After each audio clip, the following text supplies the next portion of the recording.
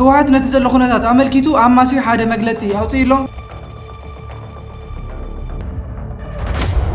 ብዛዕባ እዚ ሓቢርና ክንሪና ስታሊን ድማ ኣብ ትግራይ ኢንተርኔት ይተዓፀይሉሎ እናተባለ እዩ። ጌታቸው እየታገለ ያለ በፌስቡክ ነው። ትግራይ ኢንተርኔት ቢዘጋ የጌታቸው ነገር አይገኝም ማለት ነው። 8K ዘግተን ይሄ አይሆንም ይሄ ይሆናል ብለን እናሳልፍ ከምቲ ናይ 2013 ዝነበረ ኢንተርኔት ክጠፍእኒ ኣብ ትግራይ ናበሪ ብዛዕባ ዙን ንብሎ ነገር ክህልወና እዩ። ብዛዕባ ዝተፈጸመ ደብዳብ ድሮን ዝምልከት ድማ ዝተወንፀዐ ሓደ ናይ ሓሶት ሓበሬታ ኣሎ። ኣብ ሓውዜን ደብዳብ ድሮን ተፈጺሙ ደብዳብ ድሮን ቀጺልሎ ብጣዕሚ ዘሕዝነካ أبي دبداب تخايدو خمين يروق نكر محدث كم يقرنا نرسع تنخون كله سبر زينة تخكل زينة أيقونن نزون حبيرنا كنرينا كافز جماز وهاو زلو ريتات حبيرنا كنسمعنا كلاتنا أي فالق مخينات كنبل يقبع تقرأي بولنا بتعب يطلعنا بتعب كوي بلاد رجعنا بنات بتندو بيجمر دسيني نبر زفرحنا يوم متيو بعنا تقاري الناس دقنا سلامنتاي እዚ ትግራይ ታሽካሉ ኾነ እንጽበለና ይዋ ሰላማዊ ሰልፍ ምጻእ ጦርነት እንደዲና ብዛዕባ እዚኦም ካልኦትን ሓቢርና ክንሪና ክሳና ዝድሞ ወዳታ ምሳና ጽንሑ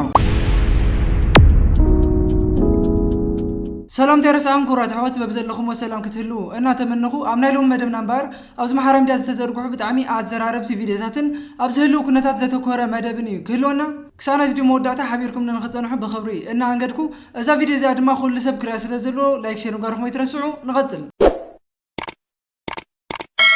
እሽኹራት ተዓዘብቲ ኣብ ፈለማ ክንሪኦ መሪፀ ዘለኹ ብሎም ማዓንቲ ዕለት ኣብ ትግራይ ኣብ ዝተፈላለዩ ቦታታት መጥቃዕቲ ድሮን ከም ዝተኻየደ ያው ሓበሬታታት እንዳመፀ ነይሩ እዩ ምዝ ተተሓይዙ ድማ ዝተጋገየ ሓበሬታ እውን ኣብዚ ሕዚ ሰዓት ሼር እንዳተገበረ ዝርከብ እስቲ ዝኾነት ቪድዮ ነተሪእና ንመለስ ኣብ ሓውዜን ደብዳብ ድሮን ተፈጺሙ ዝብሎ ሓበሬታታት እናተወዝዖም ዝርከቡ ነዚ ሰብ ድማ ኣገዳሲ ሓበሬታ ክነግረኩም እየ ናብ ኩሉ ክቦፃዕ ሼር ግበርዎ لما 23 تاريخ 2018 عام تمرت أب كتم حوزين يكون أبو رد حوزين زقات أما زخون عينت نادرون دبداوي لن بمحبرة ميديا زنافذ اللورك أو حكي زرحة كبل ركب إزبن حابريتان كتم حوزين قاليتيو الشغورة تعذبتي تحاونا زبلو سمعكم واللهم أبز محرم ميديا بزحت سوات أو حوزين دبداو درون كم استفدت أما شير عند قبر نيرم يكون دامبر إذا حبريت هذه حاسوت مخاني ترجاجي تزلو إذا ترى يخونن نفس فلالي محرم ميديا نتنا قدم سئلتات خمون قالوا بيا يستسرحوا سئلتات تقعزي لحبريتات أم محلافهم زركوا بزعوات درون ترى يخونن بزعواتي أو جنبار زكاير زلوا جون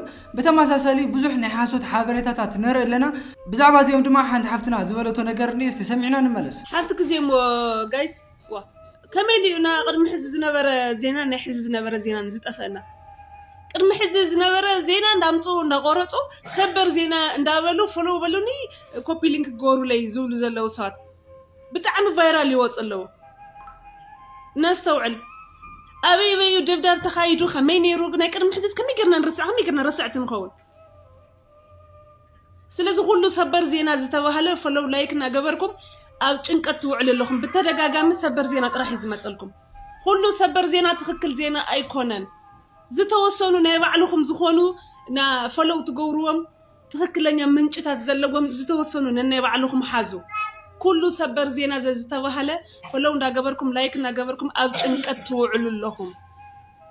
لايك بز قبركم مو حابة جاكا سبر زينا خلي أي متوكم نصو يزدقاقام لكم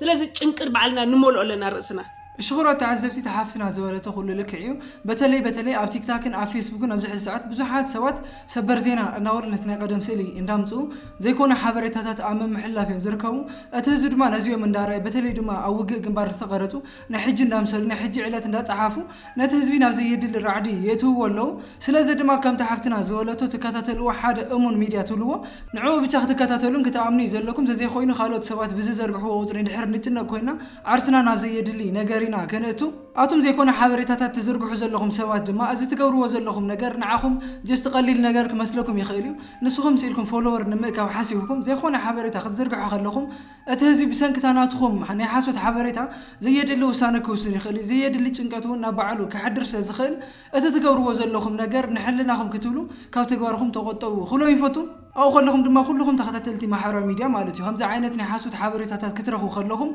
نتيجة لكم نتيجة ريبورت بمقاركم زبالة حبريتها نخيب بازح كتقوري يزلكم እዚ ለኹራት ተዓዘብቲ ናብቲ ዝቕፅል ሓበሬታ ድማ ከወስዱኩም ብሎም ማዓንቲ ዕለት እቲ ኻሊእ ብጣዕሚ ኣዛራቢ ኮይኑ ዝወዓለ ጋዜጠኛ ስታሊን ኣብ ትግራይ ኢንተርኔት ይተዓፆ ኢሉሎ እናተባሃለ እዩ ምስ ተታሒዙ ዝተዘርግሐት ሓንቲ ቪድዮ ነተስቲ ርኢና ንመለስ በሉ ስምዕዎ ስታሊን ዝብል ዘሎ ማለት እዩ ከምቲ ናይ 2013 ዝነበረ ኢንተርኔት ክጠፍእ እኒዎ ኣብ ትግራይ ናበለ እዩ ስምዕዎ የትግራይ ወጣት TDF የሚሆን ህዝቡ የምናገኘው በሶሻል ሚዲያ ነው ሶሻል ሚዲያ ላይ እንደዚህ ይሆን ይሄው ጌታቸው እየታገለ ያለ በፌስቡክ ነው ትግራይ ኢንተርኔት ቢዘጋ የጌታቸው ነገር አይገኝም ማለት ነው ከምቲ ሰምዑኩም ማለት እዩ ንኡ ሰብ ጥራሕ ከካተሎ ዶላርና ቪው ጥራሕ ከም ዝሓሱ ዘምሳት እዚኦም ክትርድኡን የኩመት ምሳት ረይዎ ሰምዑኩም ዶ ዕፅዋን ባንክ ገበራኩ ብኢንተርኔት ሰብ ከይራኸብ ንኡ ጥራሕ ሰብ ከካተል ማለት እዩ ከምዚ ዓይነት መሃይም ሰብ መኽጠፍ እኒዎ ባህል ያ الشغرات تعذبتي تحاونا زبالو سمعكم اللهم بزخونه زحاونا زترا يخونن بزحات سبات مزته تحيزون اناي وعلهم ريتو حساب اندهابلو يم نيرم استي قدم زخون ነገር مالنا اتاناي ጋዜጠኛ ስታሊን ታተከክለኛ ቪዲዮ حصر ዝበለት ያሪና እንመለስ የትግራይ ወጣት TDF የሚሆን ህዝቡ የምናገኘው በሶሻል ሚዲያ ነው ሶሻል ሚዲያ ላይ እንደዚህ ይሆን ይሄው ጌታቸው እየታገለ ያለ በፌስቡክ ነው ትግራይ ኢንተርኔት ቢዘጋ የጌታቸው ነገር አይገኝም ማለት ነው የዳንኤል ክብረት ቁረጠው ጁንታ ምናምን ሲባል ዳንኤል ክብረት ትግራይ ህዝብ አያውቅም ነበር እኛ መጥናን ሚዲያ ላይ የነበር ነው መጥናን የሰጠን የምንሰጠው በቲኤምኤች ያኔ የነበረው መጥናን ይሄ ትራሽ ነው ይሄ ይጠቅማል ይሄ ትራሽ ነው ይሄ ይጠቅማል ይያል መጥናን በአንድ ሰዓት ተኩልም ፕሮግራም አሳልፍ ለሚዲያ ጌት ኪፐርስ ነበር ነው ጌት ኪፐርስ ዘግተን ይሄ አይሆንም ይሄ ይሆናል ብለን እናሳልፍ ሶሻል ሚዲያ አልነበረም የትግራይ ህዝብ መጋላ ተቀምጦ በሶሻል ሚዲያ ስክሪንሾት የማን ስክሪንሾት እገሌ ምን አለ የተባለ የሚታመኑ ሰዎች የማይዋሹ የማይቀጥፉ ቁም ነገር ያወራሉ የሚባል ስክሪንሾት በ10 ብር በ5 ብር ነበር የሚገዛው የትግራይ ህዝብ መጋላ የሆነ ቦታ ኢንተርኔት የዩኤን የትምናም አንድ ተቋማት ላይ ኢንተርኔት አለው ከተባለ ሌላ አልነበረው ስለዚህ አሁን ምንድነው የሚሉት ኢንተርኔቱ ባንዘጋው የደህንነት ዛሬ ያደረሱን ነው ይጠቅመናል ሳይኮሎጂካል ወርፌር ሶሻል ሚዲያ ላይ ኢንቨስት አድርገን እንደዚህ ነው ለማለት ይጠቅመናል ኢቲቪ ቢናገር ኢቲቪ ማን እንደሆነ ይታወቃል ፋና ቢናገር ፋና ማን እንደሆነ ይታወቃል አንድ ይሄ ጠላት ነው ከተባለ ለምሳሌ ጌታቸው ነፍሱን ይማረውና መቃለ ለውጥ ፈላጊ በሚባልበት ጊዜ የትግራይን ስንት ወጣት ፍላጎት እውነት የለውጥ ፈላጊ ነው እንዴ ብሎ በጣም ብዙ አሰልፉ እንደዚህ እኮ ቀላል የማይባል ወጣት እኮ ጌቾ ብሎታል እኮ ጌቾዋ ሁላ ጨምሮለታል አሁን አዲስ አበባ ከሄደስ አይን ላፈር ነው ያሉት ማን ብሎ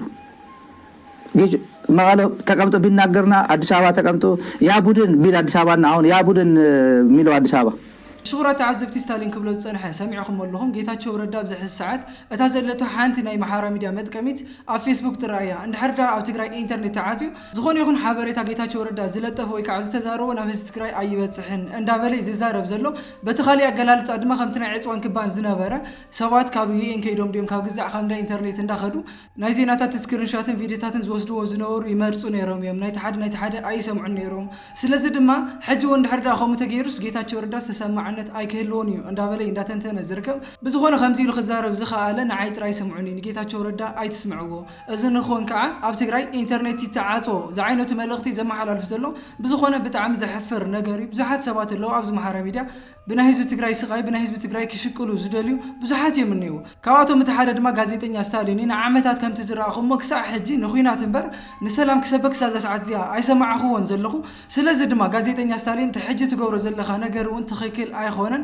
ኣብ ትግራይ ወን ኢንተርኔት ንኽዕፀው ተይኮነስ እቲ ተዓፂ ዘሎ መንገዲ ኣየር ንኽኽፈት መጀመርያ ንሱ ኢኻ ፃውዒት ክትገብር ዘለካ ቀፂለ እዚ ጥራይ ኣይኮነን ብዙሓት ሰባት ነቲ ዘሎ ነገራት ንምግዳር ዝምክሩ ብዙሕ ዘድልን ዘይድልን ዝዛረቡ ሰባት እኒአው እቲ ሓይልኹም እስቲ ንኩናት ተይኮነስ ንሰላም ነገር ስርሕሉ ስታሊን እውን ዝኩሉ ዓመታት ዝተዛረቦ ንሰላም ነይሩ ተዝኸውን ክሳብ ሕጂ ሰላም ወሪዱ መሃሎ እቲ ተመዛበለ ህዝብና እውን ብሰላማዊ መንገዲ ተመሊሱ መሃሎ ኮይኑ ግን እቶም ሰባት እዚኦም ዝገብርዎ ዘለዉ ንባዕሎም ኣብ ውሑስ ቦታ ቀሚጦም ምስ መንግስቲ እናተሃላለኹ እቲ ህዝብና ኣብ ስቃይ ንኽነብር እዮም ዝገብርዎ ዘለዉ ስለዚ ንኩልኩም ኣብዚ ማሕበራዊ ሚድያ ተጠቀምቲ ዘለኹም ኩሉ ግዜ ናይቲ ሓደ ደጋፊ ይኹኑ ብዘየገድስ ነታ ሰላም ጥራይ ክትሰርሑ ላይ ዝግባእ እምበር እቲ ህዝቢ ካብ ኩናት ዘትርፎ ነገር የለን ካብ ኩናት ትርፊ ዝርከብ ነይሩ እንተዝኾን እቲ ሕሉፍ ማእኸልና ነይሩ ብኩናት እውን እቲ ህዝብና ዝምለስ ነይሩ ተዝኾን ኣብዚ ሓለፈ ዝተዋጋእናዮ ኣይነኣስን ስለዚ ሕጂ እውን ካብ ጥፋትና ደጊምና ንምሃር እናበልኩ ነቶም ኩናት ዝጉስኩሱ ዘለዉ ደጊመ ዓገብ ክብሎም ይፈቱ እዚ ለኹራት ተዓዘብቲ ናብቲ ዝቕፅል ሓበሬታ ድማ كوسدكم جنرال تادس ودورده مستناي تግራይ نفاريت معصاو ملكيتو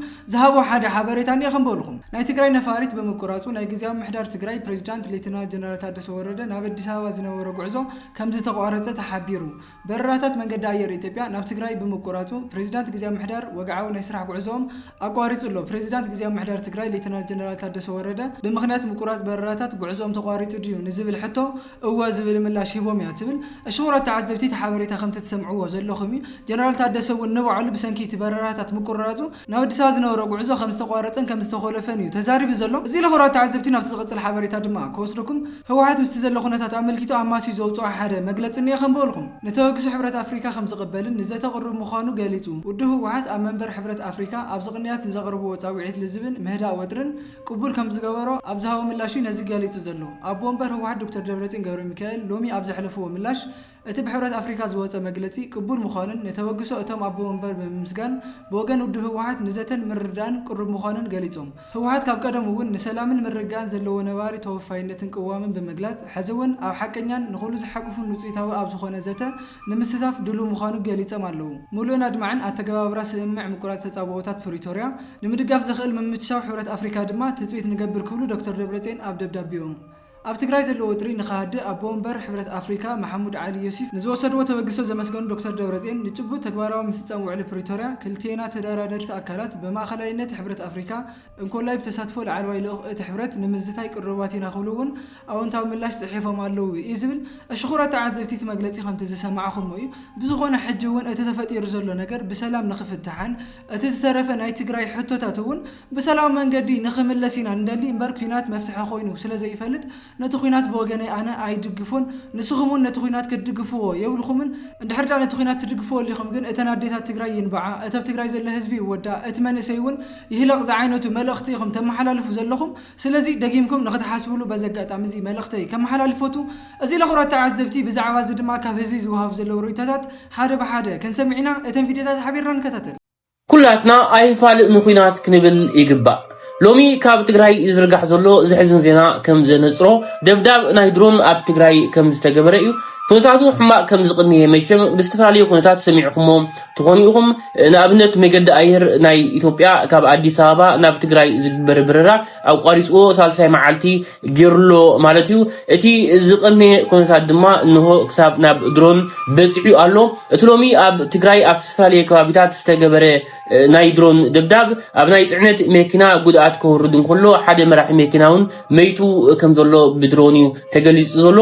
ካልእ ዝወርዶ ጉድኣት ብዝርዝር ክሳብ ሕጂ ኣይተሓብርናሎ ኣብ ዝተፈላለዩ ከባቢታት ናይ ትግራይ ናይ ድሮን ደብዳብ ብፍላይ ኣብ ልዕሊ መኪና ናይ ጽዕነት ከም ዝተገበረ እተን ናይ ጽዕነት መኪና ከዓ ዝተፈላለዩ ኣስቤዛ ገለ ዝሓዛ መንባረን ዝሕብር ዘሎ ዝኾነ እቲ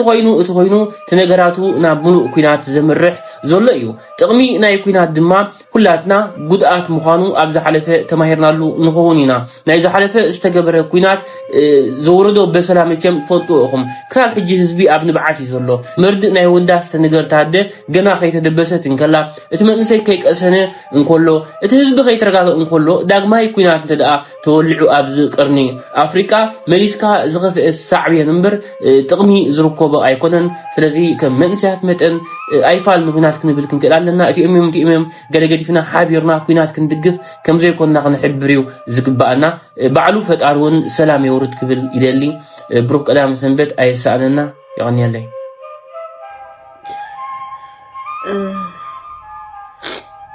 የምሰማው ነገር ግን እውነት ነው እውነት ድጋሜ ጦርነት ተጀመረ ባይጀመር ደስ ይለኛል ደስ ይለኝ ነበር አይ ነው በጣም ብዙ እንደተጨነቀ አውቃለሁ እኔ በጣም ጨንቆኛል እኛ ጦርነት እንደሌሎች አይደለም በእውቀት የምናውቀው ጦርነት በደንብ ነው የምናውቀው እህቶቻችን ሲሞቱ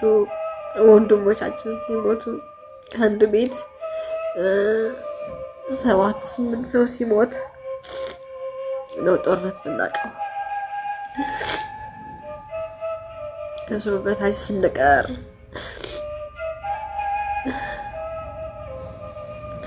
ነው ጦርነት የምናውቀው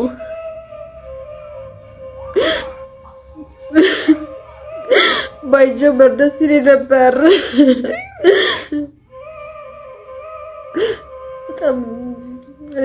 ምን እንዳደረግን ቆይ ምንድነው ያደረግነው? ቆይ ምን አድርገን ነው? ምን አጥፍተን ነው? ትግራይ ብቻ ስለተወለድን ያ ሁሉ እንዴት ይድረስብን? ቆይ ለምን ምን አጥፍተን ነው? አሁንስ ትግራይ መወለዳችን በጣም ያስጠላል ነው። በጣም እኔ ትግራይ መወለድ በጣም ነው የምጠላው። በጣም ነው የምጠላው ጦርነት። ቆይ ለምንድነው የምታገኙት ጦርነት? እናንተ ሰው የሞተ ሰው ያለቀ እናንተ ምንድነው የምታገኙት? ቆይ እስከ መቼ ነው እንደዚህ በቀጥለው? ምን አጥፍተን ነው? ስንቅ ሓቲትኩምና ይብና ክዳን ሓቲትኩምና ይብና ጫማ ሓቲትኩም መጨረሻ ደቅኹም ባዕልና ተጋዲናስ ደቅና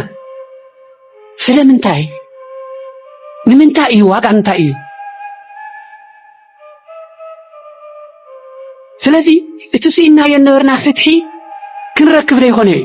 ሰላማት ደቂ ዓበይቲ ቪድዮ ዝላኩለካ ህዝቢ ትግራይ ይኹነልን። ህዝቢ ትግራይ ታሽካሉ ኮነ ይንፅበለና ይዋ ሰላማዊ ሰልፊ ምፃእ ጦርነት እንደሊና እሺ ከዚ ኣየር ዓፂ ተዋይድኒ ካብለ ዞም ስግግብ ነጋዲ ዝኾኑ ኩሉ ነገር ዓፃቂ መኺሮም ነው ታይዱ ኮነ ለብስሩ ኣብዚ ትግራይ እዚ ኩሉና ለውጢና ቀይ ጦርነት የሊና ነዲ ቀድማ ዝኖርና ይንረሰ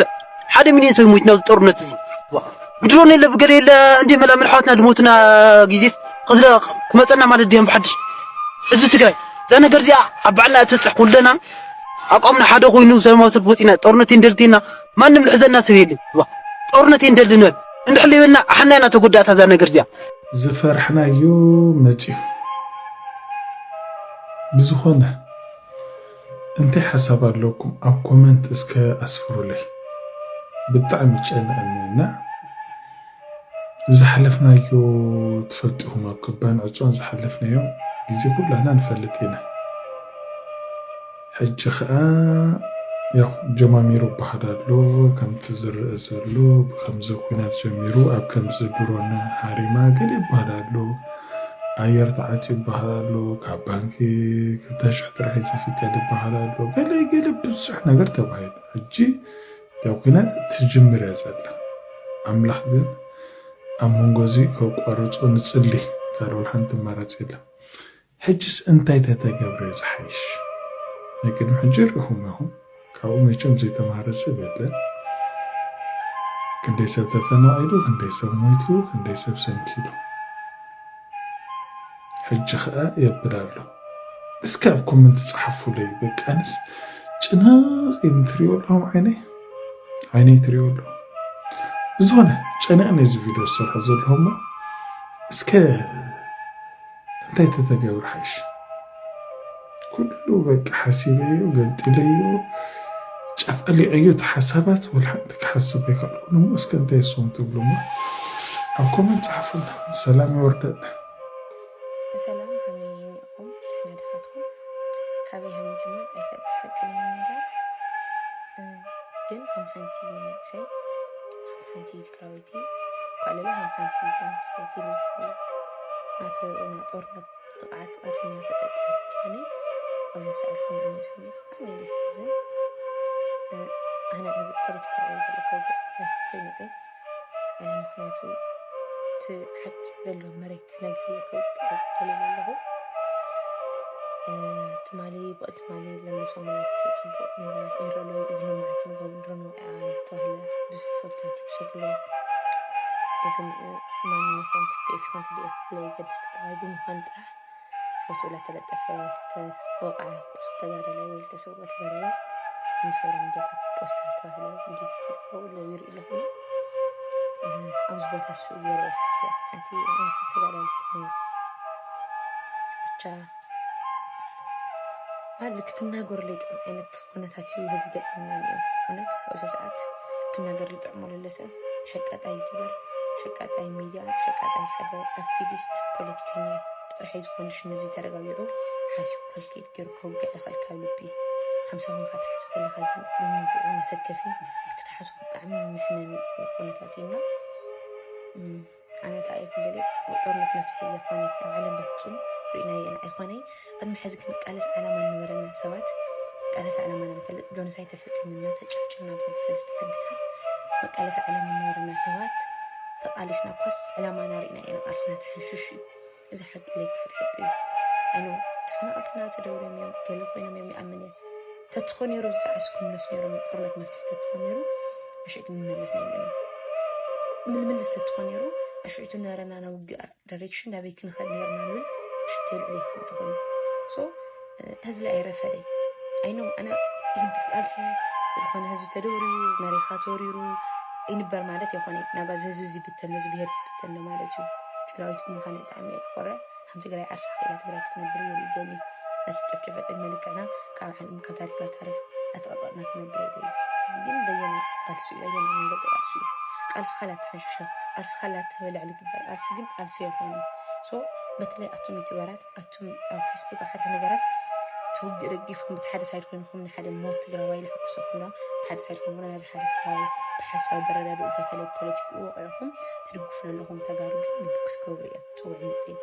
الزينة جابوا حد كوبهم تجارهم تجارب تأكلني حدا بيهرز دحينه متعلق الجزء سنفنا بليس بيزهم أو زأجل لازم أو زوج جايز بيتسال كنا هذا تجراهم تجرا الكريكل حنا هنا خمسة خمسة عين زينات خمسة عين خبرات تانية تشرحوا تقيكم مرة بقى إذا عبزي أكبرنا إنك نور لهم بيهم كم تنور لنا واحد لما هم تقدر تقفيس بخلي تقرأ إذا عبزي كنقدر تحسوا شو ذا جبر لك بوليتيكا مفتاح نزل شرعة أكل مفتاح كم توزع عيرة فدي تلولنا أرس أنفتنا تأيل المسؤولين غير يوقف أن دينا ما نزل له بكناتي I know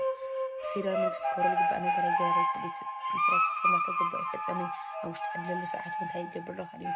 جل ساعات بزجات أميو ما نيوم طلعتنا سوري أو زي تحب محلنا كنا جرب حليم بقى نعلم الأفتك حل في دل يجين أو زي لهم تقرأي بس 5 تقرأي يعني سرعتي خانوا له قبل له سرعت لا سرعتي بقى بوليتيكا إيزي زس ولا تبريخ بقى ما أكش عليه حسب الجزء بحلم سؤال خوف إنه يجرهم تقرأي متكسر بيها على بس له سرعتي أرسل خانوا لهم مستقرأي مسمى خانوا لي بسنا بليس تقيلكم هذا لا تقول له نجارات كي تجارده كي تجافحت وتجارو ترجعوا حوارو تقول له نجارات كفينا نحسه مملس يقولين هذا الأمة أينا من أينا مرنا إن نواجه الرسول بليس بتلي ما رحتنا بيزا كل جزء أي تورينا هم بيها هم تجري كل جزء الموتى تحاول كل جزء تورينا بقى زول دزناينا يتقال سزناينا إني أصلا تجون خزنا جنا خلا أبينا ساعة مسينا أصلا مقالس بتشا فتاري محرتي الأخنا يكل عندنا سلام يقدرنا ناس موت واقعي ولي قرنك متكون يخل الشغرات تعزبتي تمحواتنا خبروا وتصنعوا سمعنا تمارسنا لنا بزغنا حجون كلاتنا نسلام نسرح من خينات نبل تتجمير زلنا قرون بسلام نخود دا أخولنا نتعار إنه ولخنا لهم عن تمدنا تصح الزراخم ما تمثل نيرا أبزغتل بخالي فيديو تمارسنا كسعان راخب سسنا ينعاكم ده حقا نيلي بس